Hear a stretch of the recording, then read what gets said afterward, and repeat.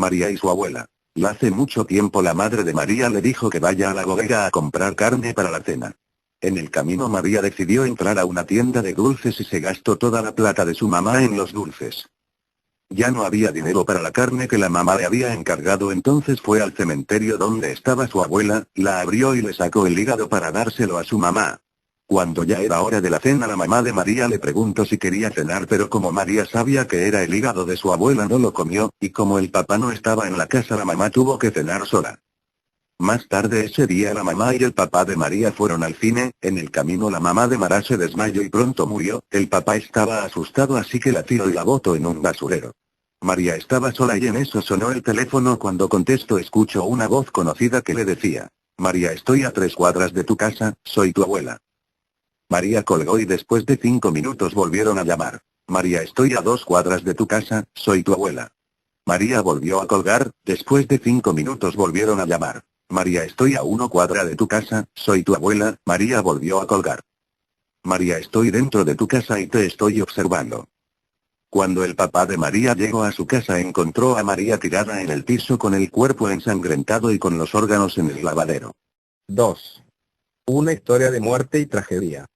Esta es la historia de dos hermanas de 17 y 18 años respectivamente, de nombre Paola, la de 16, y Paula, la de 17. Esto ocurrió en San Carlos, región del Biobío, hace ya bastantes años atrás. La de 17 era de las dos la que más llamaba la atención porque era la más bonita de las hermanas, pero por sobre todo los hombres de la época se fijaban en los bellos ojos azules que tenía Paola. Con el paso del tiempo más era la belleza de Paola que su hermana, algo así como el patito feo de las dos, comenzó a sentir envidia, una tremenda envidia por su hermana. A tanto llegó el odio hacia su hermana que comenzó de a poco a planear cómo podría quitarle el tesoro más preciado que tenía su hermana, los ojos. Aprovechando que se quedaba sola, Paula aprovechaba de planear lo que terminaría siendo algo muy macabro. Mientras pasaban los días comenzó a preparar el plan muy cuidadosamente sin que su hermana se diera cuenta, hasta que llegó aquel día.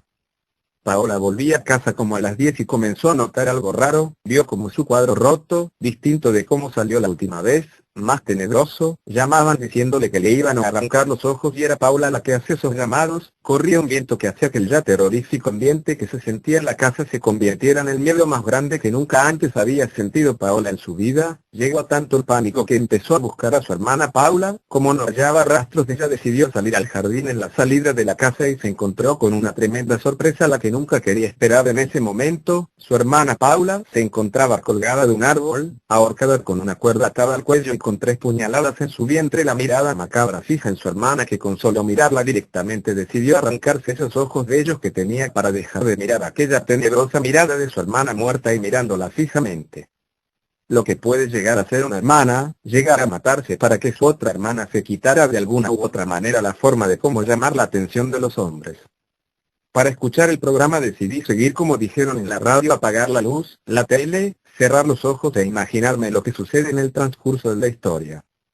En Estados Unidos, existe un supermercado de juguetes. Haciendo una comparación vendría siendo como Líder, tipo Jumbo, cosas así. Resulta que ese super cierra como todas las noches a las 10 p.m. Y algunas personas que se quedan después de esa hora aseguran ver en un pasillo viendo cómo empezaban de una manera muy extraña a caer de a uno los juguetes de un lado de ese pasillo, como si alguien pasara una mano en ese pasillo y de manera que pasaba esa mano los juguetes caían. Este fenómeno ocurría cada cierto tiempo en ese mismo lugar, mismo pasillo y después de la hora de cierre del supermercado. Un día comenzaron a especular cuál era la razón de tal raro fenómeno. La gente del supermercado, impactados con ciertas actividades paranormales se le podría decir, llamaron a los medios de comunicación indicándoles la hora, el lugar y lo que ocurría en ese pasillo. Llegó ese día donde habían sido citados algunos medios de comunicación y algunos expertos en el tema. Pusieron micrófonos, focos de luz en posiciones específicas para tratar de ver de quién se trataba y quién era el responsable. Luego de un rato comenzaron a ver una rara sombra proyectándose en los focos. Era muy borrosa, poco clara.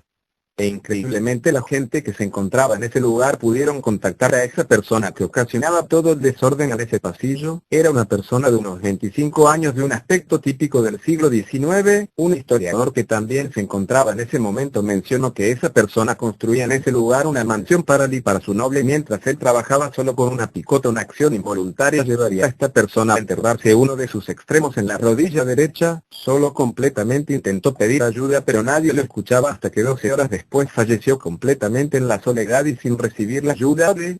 Volviendo al tema del extraño fenómeno, este historiador logra comunicarse con el ser y este le dice que está buscando a su novia. Mediante la luz del foco se vislumbraba una sombra de un ser humano que no era ni del historiador, ni de los periodistas que estaban ahí, sino que era de esta persona. El historiador le dice que él está muerto y que nunca podrá encontrar a su novia por el motivo antes mencionado. Este ser comenzó a caer en llanto y seguía llorando más y más. Llegó el llanto a ser incontrolable por un momento hasta que de repente aquella sombra que se veía en las luces de los focos desapareció y desde ese entonces no volvió a aparecer hasta el día de hoy en ese lugar.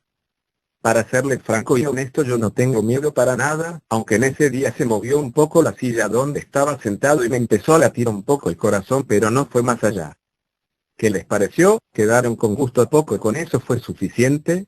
Y si tiene otra historia, cuéntela con toda confianza.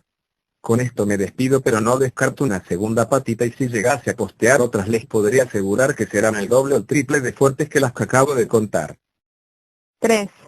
El baño de la muerte. Dicen que hace muchos años, en un pueblo llamado Carmona, en un colegio llamado San Blas, pasó algo horrible. Era la primera mañana después de las vacaciones, y el conserje abría la escuela. Pero cuando se acercó al baño, no pudo contener el miedo. Allí junto a la puerta del baño estaba tirada la limpiadora, Conchita. Tenía todo el cuerpo lleno de sangre y le faltaban trozos en la cara.